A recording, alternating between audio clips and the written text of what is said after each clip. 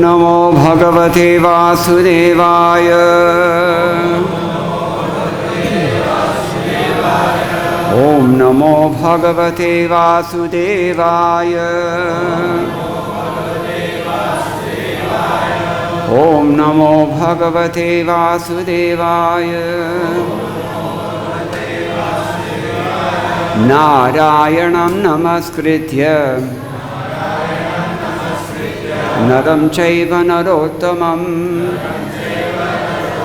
Devim Saraswatim Vyasam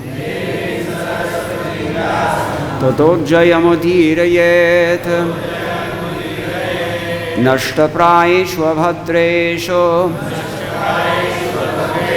Nityam Bhagavata Sevaya Bhagavatyuttama Shloke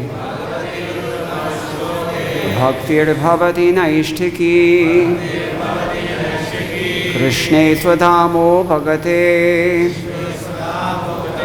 Dhanamajnanadibhisaha Kalau Nashtadrishamesha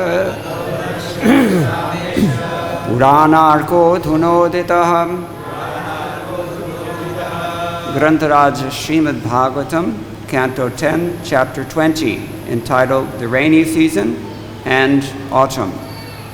Today we will be doing texts 9 and 10, both.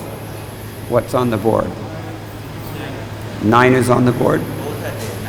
Oh, both are there, okay. They form a natural pair for reasons that I will explain shortly. Shrutva parjanyaninadam mandukaha sasrajurgiraham tushnim shayana pragyadvas brahmana niyamatyaye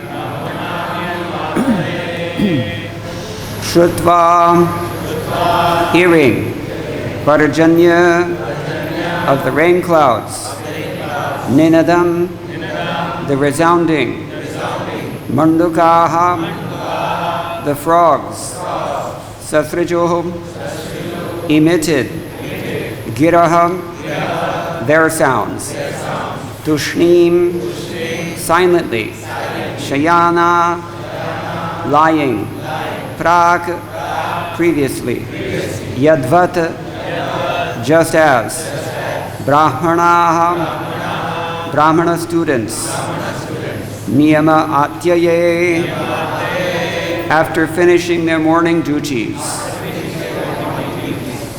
Translation. The frogs who had all along been lying silent suddenly began croaking when they heard the rumbling of the rain clouds, in the same way that Brahmana students who perform their morning duties in silence begin reciting their lessons when called by their teacher. Please repeat. The frogs who had all along been lying silent suddenly began croaking when they heard the rumbling of the rain clouds. In the same way that Brahmana students who perform their morning duties in silence begin reciting their lessons when called by their teacher. Purport by the disciples of His Divine Grace, A.C. Bhaktivedanta Swami Śrīla Prabhupāda. Śrīla Prabhupāda comments, quote, after the first rainfall, when there is a thundering sound in the clouds, all the frogs begin to croak, like students suddenly engaged in reading their studies. Students are generally supposed to rise early in the morning. They do not usually arise of their own accord, however, but only when there is a bell sounded in the temple or in the cultural institution. By the order of the spiritual master, they immediately rise, and after finishing their morning duties, they sit down to study the Vedas or chant Vedic mantras. Similarly, everyone is sleeping in the darkness of Kali Yuga, but when there is a great acharya, by his calling only, everyone takes to the study of the Vedas to acquire actual knowledge, end quote. Om ajnana-timirantasya jnananjana-shalakaya chakṣudra-militam yena tasmai Shri Gurave Namah Shri Chaitanya Manobhishtam Sthapitam Yena Bhutale Swayam Rupa Kadamahyam Dadati Swapadantikam Vandeham Shri Guroho Shri Utpatha-gāminyaḥ Shri Gurun Vaishnavamscha Shri Rupam Sagrajatam Sahagana Raghunatham Vitam Tam Sajivam Sadvaitam Savadhutam Parijana Sahitam Krishna Chaitanya Devam Shri Radha Krishna Padam Sahagana Lalita Shri Vishakhan Vitamscha He Krishna Karuna Sindho Dinabandho Jagatpate Gopesha Gopika Kanta Radha Kanta Namostate Tatta Kanchana Gaurangi Radhe Vrindavaneshwari Vrishabhanu Sute Devi Pranamami Haripriye Vansha Kalpatarubhyascha Kripa Sindhubhya Evacha Patitanam Pavanebhyo Vaishnavebhyo Namo Namah Jaya Shri Krishna Chaitanya Prabhu Nityananda Shri Advaita Gadadhara Shri Vasadi Gaur Bhakta Vrinda Hare Krishna Krishna Krishna Hare Hare Hare Rama Rama Rama Hare Hare Margavirapi Gopala Swikuryat Kripaya Yadi Tadaiva Sampayah Pitva Prishyayustat Priyajanaha. As we said, there are two verses here. The first is a positive example, upadheya, something that should be emulated, according to Vishwanath Chakravarti Thakur. And that is that brahmacharis especially, they should rise early in the morning. If he doesn't rise early in the morning, he's not really a brahmachari. There are several comments on this verse by the prominent acharyas, beginning with Sridhar Swami, Sanatana Goswami, Jeev Goswami, Vishwanath Chakravarti Thakur, Vamshidhara, and so many others. They all say essentially the same thing, and almost in the same words. That's very common.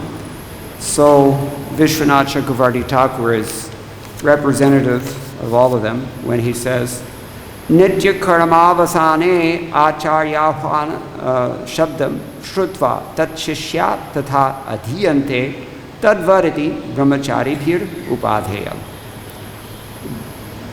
At the time of performing their daily duties, nitya karmas, we have nitya kriyas and naimittika kriyas that we hear from Śrīla Prabhupāda's Bhagavad-Gita as it is, although not exactly in the Sanskrit terminology.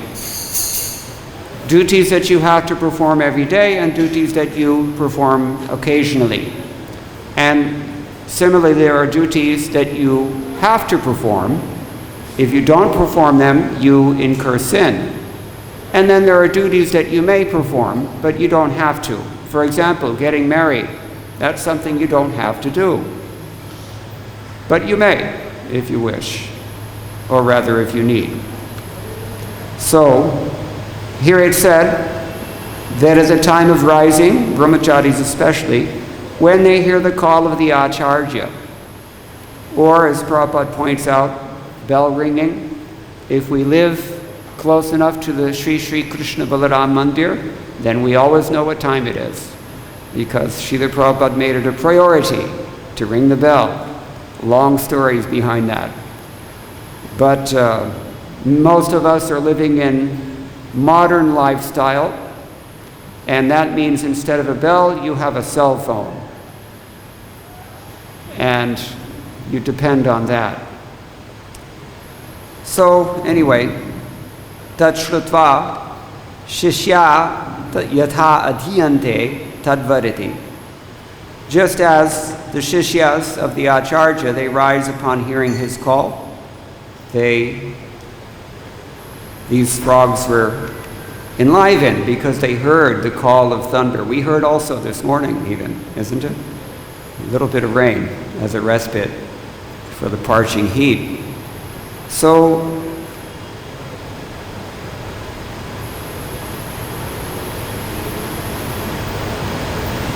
Śrīla Prabhupāda says not only in a temple the bell will ring, but in a cultural institution, the Gurukula system is there. Even if you're studying, for example, Shastriya Sangeet, sometimes they have these institutions. Everybody, just like ashram, ISKCON, we're all familiar.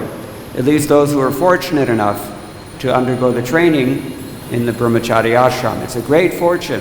You should understand that if you did not have that fortune, you are at a disadvantage. It has to be said. Anyway, so this is the direct, simple meaning of the verse. There's not a great deal of additional commentary by our predecessor acharyas. As I said, they all say pretty much the same thing until we get to Śrīla Prabhupāda. This is where it really gets tremendously profound and astonishingly wonderful. Listen to what Śrīla Prabhupāda says in his Light of the Bhagavatam. We have two sources for studying today's verses. One is Śrīla Prabhupāda's brief comments in his Krishna book, Summary Study of the 10th Canto, because in his actual translation he didn't get this far. But it's there in Krishna book. The other source is Light of the Bhagavatam. Which country got Śrīla Prabhupāda's mercy before he came to the United States, aside from India? Japan. In 1961, shortly after taking sannyas, Śrīla Prabhupāda received an invitation, no doubt in response to his outreach efforts, to come and speak at a conference on spiritual life in the modern world in Japan. And Śrīla Prabhupāda thought very carefully about this, and knowing that the Far Eastern people are very fond of descriptions of nature, particularly the Japanese, Śrīla Prabhupāda chose this section of the Bhagavatam to comment on and to give them instructions. And we'll see what kind of instructions came to Śrīla Prabhupāda's mind. Unlike any of his predecessors, when he heard this description of the frogs coming to life at the appearance of the rainy season, or the students rising upon hearing the call of their Acharya, Śrīla Prabhupāda says instead, quote, "In this age of a godless civilization, the sages of world-recognized religious sects who believe in God must come out of their secluded places and preach the science of God, the supreme will, to the people in general. Hindus, Muslims, Christians, and the members of other sects that have convincing faith in the authority of God must not sit idly now and silently watch the rapid growth of a godless civilization. There is the supreme will of God, and no nation or society can live in peace and prosperity without acceptance of this vital truth. The warning is already there, and responsible leaders of religious sects must meet together and form a common platform of a league of devotees of the Lord." Does it sound familiar? Something he was working on at that very moment. "There is no need for self-realized souls to live in a secluded place. Perfect self-realized souls engaged in the service of the Lord are unafraid of Maya, just as law-abiding citizens of a state never fear the police. Such fearless devotees of God always speak scientifically about the existence of God, even at the risk of death. Such devotees of God feel compassion for the mass of people who have completely forgotten the Supreme Lord and engage in the false pursuit of happiness that ends in the sense pleasures enjoyed by hogs and dogs." Śrīla Prabhupāda ki jai. What to say? Only Śrīla Prabhupāda could have written this, and perhaps only at the time that he wrote it. But it sounds pretty relevant even in 2022, doesn't it? It's looking very close to World War III. By some accounts, it's already started. It's just not military yet in other places. But these are certainly some food for thought given to us by His divine grace. Where would we be without Śrīla Prabhupāda? Śrīla Prabhupāda ki jai. I'm going to go on now to the next verse since time is short. I should not have asked for 2 verses, but I did. One is completely enough. But as I said, they're a natural pair. We have this upadhyaya, something that should be emulated, given in this verse, about brahmacharis rising, devotees in general rising. Just like an ISKCON temple, at say 3 or 4 in the morning, things slowly start coming to life, and by the time it's maybe 5:45, the temple is buzzing with spiritual activity and humming like a factory in full swing with the sounds of the holy names of the Lord. Actually, that example is given by the Buddhist writer Ashvaghosh way back in the 2nd century BCE in his Buddha Charita. I translated it when I was in college. So, like a factory in full swing, in ISKCON temple, every morning we see the same thing played out again and again. Just like on a larger scale, we find these frogs and other living entities becoming enlivened by the rainy season. Okay, so we'll go on to text number 10. You have it? Should we chant it responsively? Just once? Okay. Āsann utpatha-gāminyaḥ kṣudra-nadyo nuśuṣyatīḥ puṁso yathāsvatantrasya deha-draviṇa-sampadaḥ. That means, with the advent of the rainy season, the insignificant streams which had become dry began to swell and then strayed from their proper courses, like the body, property, and money of a man controlled by the urges of his senses. Let's repeat this as well because it bears repeating. With the advent of the rainy season, the insignificant streams which had become dry began to swell and then strayed from their proper courses, like the body, property, and money of a man controlled by the urges of his senses. They have a word for this in Arabic, wadi. It's a dry riverbed. Or we hear in India also. Anybody been to Vishnu Gaya in Bihar? Falgu Tirtha is there. Yes, the Falgu Nadi is there. Why is it called Falgu? This is exactly how Vamshitara Acharya glosses this term. Kṣudra-nadyo in his gloss means Falgu Jalaha, not very much water in it. In this place in Vishnu Gaya, it looks like a dry sand bed, dry creek bed, nothing there. But if you dig a little bit, the water is actually there. It is there. But it's very little water, very hard to take a bath there. Falgu Nadi, not very much water. So similarly, although these kinds of rivers, small little creeks, not really rivers, but small rivulets and creek beds, they just burst into life in the rainy season. They flood even.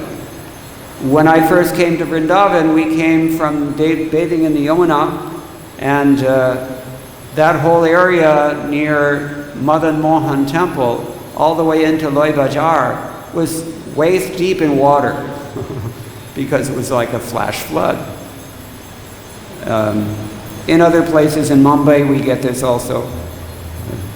Subways get flooded, and perverted reflection, I guess. But okay, so this is the analogy, and what is the comparison here? They have strayed from their proper course. The word for that here is utpatha-gāmi. utpatha-gāmi, off their path. In primary education, there's a word for this. When little children, they get spaced out and they start playing instead of doing what they're supposed to. You say they're off task. So we also have this tendency. The spiritual master's order is there, but our senses are very strong and our minds are very active, and so we get off task. Or we go utpatha-gāmi, deviant. This is the idea. So this is possible when you're a kṣudra-nadyo, when you're just a little river. But when you're a big river, well, the bigger you are as a river, as a current, dhara, then you become very grave and you become very, formidable, I want to say. Just like the Ganga. Again, back to Bihar, if you see the Ganga there near, say, Mangir or something like that, very wide.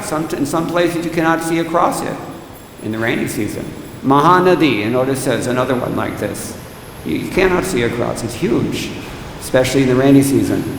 And of course, Krishna says in chapter 2 of Bhagavad-Gita, anybody know what I'm thinking about? Which verse? Yeah, Samudra Mapa Pravishanti Yadvat. The ocean is even more so.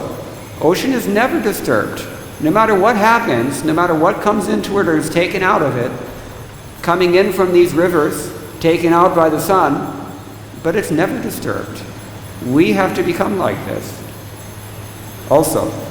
So, when we are kṣudra-nadyas, we get dried out. And similarly, puṁso yathāsvatantrasya. Here Sridhar Swami and others sees two options. The first one is asvatantrasyendriya paratantrasya. The first one is asvatantra. If you read it as asvatantra, means you don't have independence. What does that mean? Indriya paratantra. You're dependent on your senses. Because we're servants, we're going to do something, no matter what. If we're not focusing our senses and our minds according to the orders of the spiritual master, then they're being taken for a ride by somebody else or by some other ideal. So that's the first option. Then he says also the other thing, if you want to read it, you can also read it as svatantrasya. Svatantrasya nirankuśyatīḥ. Va. Nirankusha means you're unbridled, is a word that Śrīla Prabhupāda uses. Independent in the sense that you've been given good instructions, but you don't follow them. Nirankusha, because there's nobody prodding you. This is why we have gurus. This is also why we have sadhu sangha, association with devotees. Because somebody's going to tap you on the shoulder sooner or later and say, Prabhu, there's a problem here. At least it should be so. Not that everybody does that, but the older person will do that. The more advanced person recognized as being more advanced, I should say, he will do that. This is the adhikar. A person should express displeasure, Chanakya Kautilya said, in accordance, commensurate to the potency that he himself possesses. This is the idea. So in good association and with a bona fide spiritual master, this is what will happen. Nirankusha. Therefore the word is used, shasanam. We'll get to this in a moment. What to speak of shasanam? The very word shastra itself means shasanam. Chastisement. Sometimes you just have to be commanded. We don't like that because we have this independent mentality. So there's a good deal more commentary on this. Sanatana Goswami, he says, Purvam nuśuṣyatīḥ deha-draviṇa-sampadaḥ prāk kṣudra-nadyo kṣīnād praścāt bhoga-vānijyādina-sampadaḥ satyo yathā vikarma-parā bhavanti. This is very interesting. What he brings in a new perspective here. He says, somebody who was previously very dry and not really enjoying so much, but through sinful activities, Vikarma-para. By being devoted to sinful activity, sometimes a person shows some opulence. There are two ways you can show opulence. They're described in chapter 7 in Bhagavad-Gita. Sukriti and dushkriti. You can do things nicely or you can do things badly, but either way, you're kriti. You're going to be accomplished. This is what he's talking about, dushkriti. By sinful activity, a person may appear to be very opulent. Once some devotees asked Śrīla Prabhupāda, India is supposed to be the pious place of religion. Everyone knows. Even now, although they're trying hard to cover it up, it's obvious. But, so, why are they suffering so much? And whereas here in the West, persons are very sinful, they're very, eating meat and just doing everything wrong, but they have tremendous opulence, kṣe. And the answer Prabhupada gave was very simple, in 2 words. Anybody know what he said? 2 words. Just wait. Wait for what? Well, wait for COVID to come around. America really got smacked 3 years in a row, isn't it? Or something else. If you live in the East Europe, then no need to comment. Talk about people who are sampanna. Here the word is used. Bhagavad-Gita. Through business and through enjoyment, they become flourishing. Somebody like, without naming any names, Vladimir Putin. But it will be lost. Why? Because moghasha mogha karmano mogha jnana vichetasa ityadi. A person who takes to demoniac ways to fulfill his ambitions in this material world will always lose everything. A devotee is not in that category. A devotee's opulence is forever. If he's a pure devotee. If he's a mixed devotee, then sometimes it's permanent and sometimes it's not permanent, and we can't tell. Therefore, we can't judge either, can we? No, we can't. All right, so anyway, this is Sanatana Goswami's contribution here, and then he says, Tatra hetu. Why is this? What's the reason? Asvatantrasya swayravartina iti. Because that person is independent. Swayravartina. His dealings are independent. There's no other way to put it. Jiva Goswami, ataiva kṣudra-dvat tad deha-draviṇa-sampadaḥ tadrashatveina kṣudra-nadyo. He's therefore compared to a Falgu river. Because his opulence can be wiped out. After the rainy season, they dry up, and it goes back to being a dry riverbed. Nobody could ever have guessed that there was such a flood there. You see? This is what karma is like. And the same thing happens to you, whether you're doing your bhoga through sinful activity or pious activity, sab kuch nashwara hai. So you can't hold on to it forever. It will be taken away from your zarur. There's no way around that. Jiva Goswami says, yathā-svatantrasya shastram anusarataḥ puṁso deha-draviṇa-sampadaḥ. He says, such a person, we're still talking about the sinful person, I gather. But we could be talking about the karmis also. Karmi, technically speaking, karmi means a dharmi. Person who's following Shastra to fulfill his ambitions, but he's still independent. This is the problem, and Jiva Goswami points this out. Yathā-svatantrasya shastram anusarataḥ. He's following Shastra, but because he has this independent attitude of trying to enjoy separately from Krishna, even in his, there's ill-gotten gain and there's well-gotten gain. Either way, you're going to lose it. This is the point. Vishwanath Chakravarti Thakur says, Svatantrasya Shastra Shasanam, this is that word again, Shastra Shasanam, amanayata, ignoring it or disobeying this.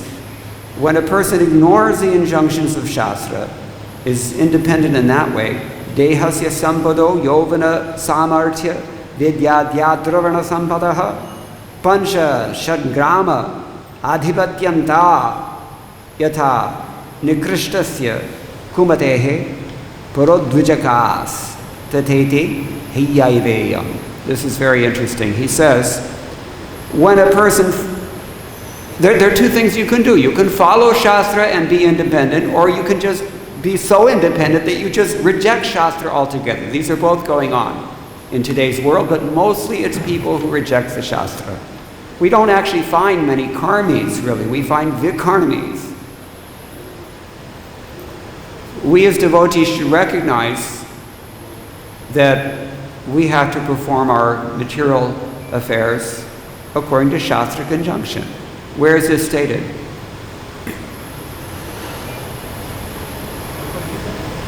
Sure, Bhagavad-Gita is a good place to start always. Yashastra vidham utsrujya varjate kamakarata nasa siddhim avatnoti nasukham na param gatim. And moreover, tasmat shastram pramanante karya karya vyavasthitau. You should understand what to do and what not to do based on Shastra. So a pious person will follow Shastras in his affairs of eating, sleeping, mating, and defending. And an impious person ignores Shastra in these ways. So Vishwanath Chakravarti Thakur here is pointing out, when we're talking about opulences of the body, such as the power of youth, the capability of youth, capacity we call it in legal terms, yovana samarthya, knowledge and material possessions and such things, even up to the point of, say, if you own 50 villages or 50 temples you're running, even up to that point, he says, if we are not submissive, if we're not dependent on God, which means, if you haven't guessed yet, dependent on Shastra Vidhi, the injunctions of Shastra. And we've discussed this before also. Aitihyam or Shishtachara, the example of Acharyas, is also a guide for us. If we're not dependent on these things, what does he say? Parodvijikas. They just, all this, our bodies and our, what's in the list here? We have deha and or kya hai? Anybody? I can't see it just now. Deha, dravina, yes, material possessions, sampada. All these things just become cause for disturbing other people. Therefore, they say in English very nicely, the bigger they are, the harder they fall. And they fall on someone else and squish them.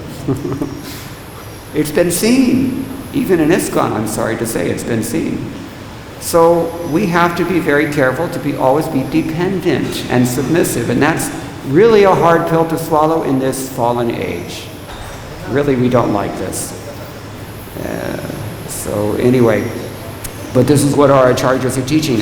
And then he says, heya. Heya means something which should be emulated. This is should not be emulated. This is the wrong example. Don't follow those persons who are, either so demoniac that they reject the Shastras outright, or, superficially pious, but in their spirit they're not really accepting the thing dil se. They should not follow either one of those persons. This is the point. This example is not to be followed. That's what he's saying here. Vamshidhara, Sridhar Swami's commentator, adds a new angle on this. Indriya vashavartino deho hi vyabhicharadino utpatha-gāmi. We become deviant when we wander away on account of being controlled by our senses. Dravinamapi tad artavyayena. Our material possessions, tangible possessions, they will eventually decay. And then we end up again as dry streams, as we've already discussed. Sampadotra gavascha ashvadi rupaha ta'api. if you have your cows and your horses, or in today's parlance, if you have your car and your cell phone and your drones and your whatever they have, it's all going to be subject to this vyaya, decay. It will all vaporize in due course of time, it's guaranteed. It's designed that way. You're supposed to suffer in this world. Get it in your head, clear. It's not supposed to work, this material world. Planned obsolescence. So in the same way, nashyanti api, shigrameva, very quickly you're destroyed, whether you're pious or impious. So svatantrasyapi nirankusha gajavat deha-draviṇa utpatha-gāminyaḥ. Your body is like an elephant without a goad, and he's not going to move where you want him to. He's going to go where he wants to go. And elephants can create a lot of disturbance. This is what we're talking about. Purodvejiga, becoming a disturbance to other people. The hint is here from Vanshidhara, who is a Gaudiya Vaishnava also. He knows. What do we talk about elephants with regard to disturbing others? What do we talk about? Why are we elephants? Why are we like elephants? Mad elephant, if we offend. This is very destructive. So, nashtascha bhavanti iti bhava. We become destroyed by that also. So, anena rajo guna swabhava suchitaha. He concludes, by all this, the passionate nature is being indicated. So we have to control this passionate nature. How do we control this passionate nature? Prahlad Maharaj says, you can conquer over sense gratification by very strictly disciplining yourself. And on what principle do you discipline yourself? The injunctions of the Shastras, the examples and the instructions given by our predecessor acharyas, and especially the guidance received from a bona fide spiritual master, who should give you guidance. Nowadays we have so many spiritual masters. They have, some of them it seems, that they don't really take the care to guide their disciples. I know this because they come to me. They can't get the guidance that they need. It's a fact. But ideally, spiritual masters should be guiding, and we should accept that guidance. Means we have to see the wisdom in becoming submissive and dependent, even though we don't like to do that. Now, where are we going to get that strength from? Who can tell me? Where in the world are you going to muster this very valuable ability to surrender and be humble and submissive and dependent? Where is it going to come from? Somebody tell me. Say something. Yes. By the chanting of the holy name. It's so obvious. Hare Nama, Hare Nama, Hare Nama. Eva kevalam kalau nastyeva, nastyeva, nastyeva gatiren yathā. We need both the Srimad Bhagavatam and the holy name. We need the holy name to give us the strength to follow the instructions in the Srimad Bhagavatam. And we need the Srimad Bhagavatam to channel the enthusiasm generated and the sincerity generated by chanting the holy name. They're both necessary. You cannot have one without the other. Therefore, Shravanam Kirtanadi. What is that?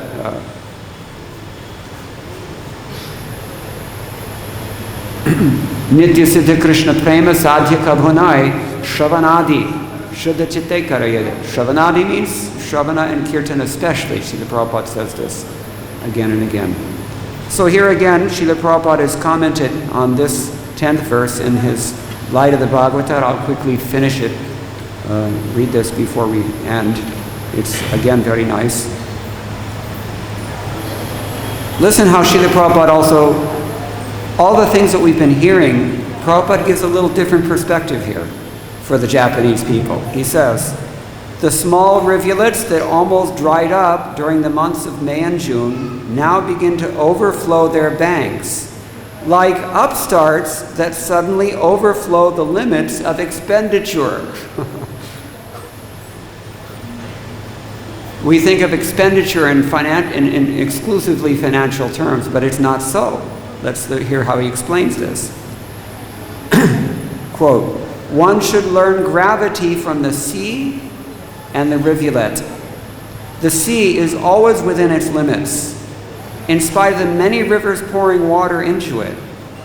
Similarly, one should properly use the assets of life and not squander them for purposes that have no permanent value."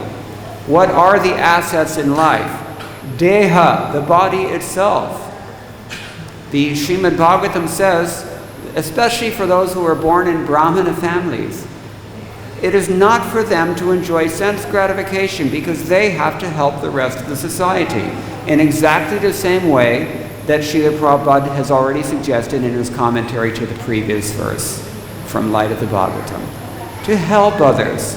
Janma sartha kori koro parupakar. This is the idea. So Prabhupada continues here. Uncontrolled sensuous persons play with the assets of the body and accumulate wealth. But the strength of the body should be used for self-realization, not sense gratification. By the time you get to be 60, 70, 80 years old, you know the value of capacity. Yovana samartyam, as Vishwanath Chakravarti Thakur has already mentioned. You know the value because you start losing it. It's not so easy to focus your mind anymore. It's not so easy to remember things. You can't see the deities. You don't understand what you're hearing. You don't have the strength. Look at Gopal Krishna Maharaj, bless his heart. Still going on despite all these challenges, but obviously with difficulty. That is worshipable. We're all going there, unless you get killed first, which is also an option. And you don't know either. Material nature is like that.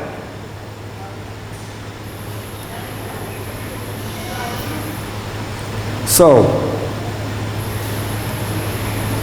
human beings have two kinds of temperament, Prabhupada says.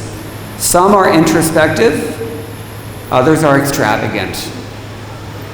Those who are extravagant are enamored of the external features of phenomenal beauty and have no insight into the whole manifestation.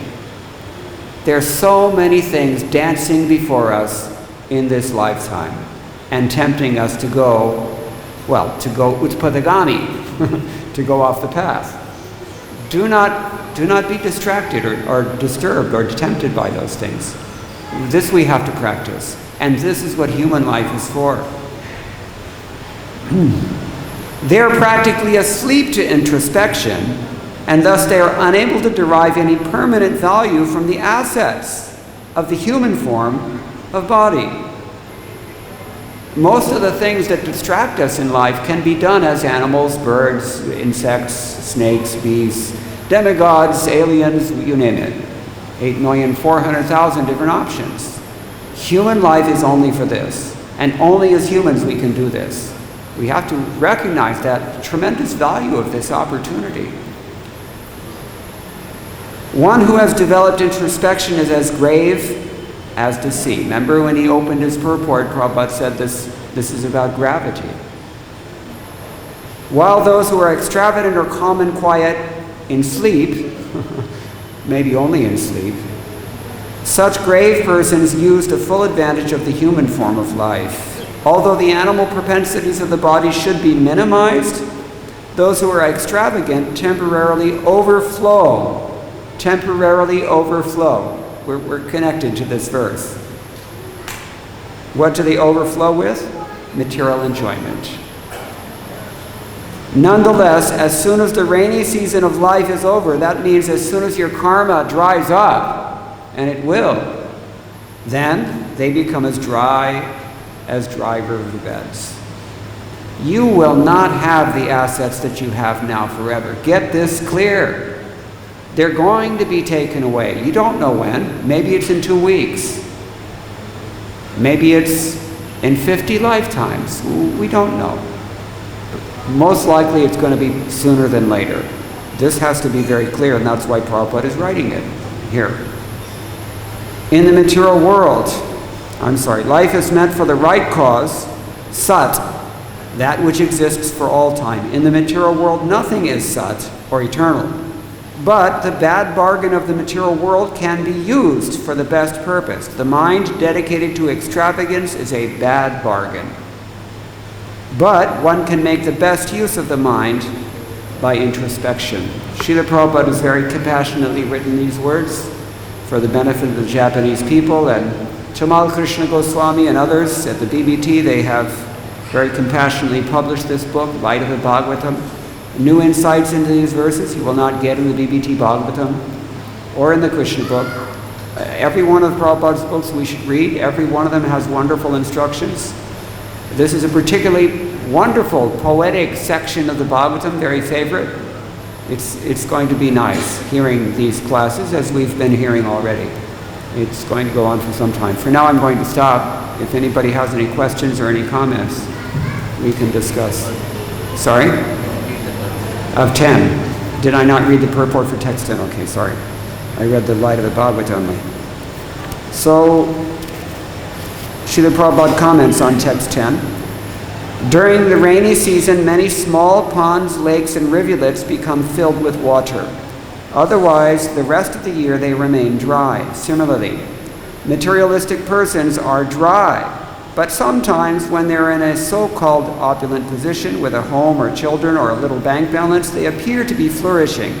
But immediately afterwards, they become dry again, like small rivulets and ponds. The poet Vidyāpati has said that in the society of friends, family, children, wife, and so on, there is certainly some pleasure. But that pleasure is compared to a drop of water in the desert. Everyone is hankering after happiness, just as in the desert, everyone is hankering after water. If in the desert there is a drop of water, the water is there. Pani to hai. And there's a problem still. Of course, but the benefit from that drop of water is very insignificant, and that is an understatement. Tatala saikata vari bindu sama sutamita ramani samaje, Vidyāpati says. Like a drop of water in the ocean. In our materialistic way of life, we are hankering after an ocean. We want an ocean of happiness. But in the form of society, friends, and mundane love, we are getting no more than a drop of water. A few minutes, Govinda Das Kaviraj says, isn't it? Anybody know this? This is in Brajabuli language. It's like Maithili with a bunch of Braj Bhasha loanwords and Bengali grammar. Maithili grammar with Bengali and Braj Bhasha loanwords. Bhajahureman? What is it? Yeah. No, what am I thinking of though? Huh? Yeah, anyway, every line of that word is very deep. He's a real poet. So yeah, just a few chapala sukhala balagire. What are we doing to ourselves? Just for a little temporary happiness. What are you doing to yourself? What are you doing to this opportunity? Short window of opportunity will not last. What are you doing with it? We're supposed to think about this. Then Prabhupada continues. Our satisfaction is never achieved, as the small rivulets, lakes, and ponds are never filled with water in the dry season. We're in the material world.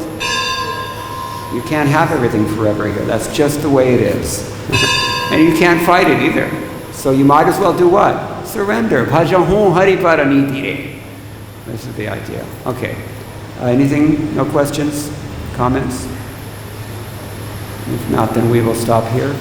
Thank you all very much. All glories to Śrīla Prabhupāda.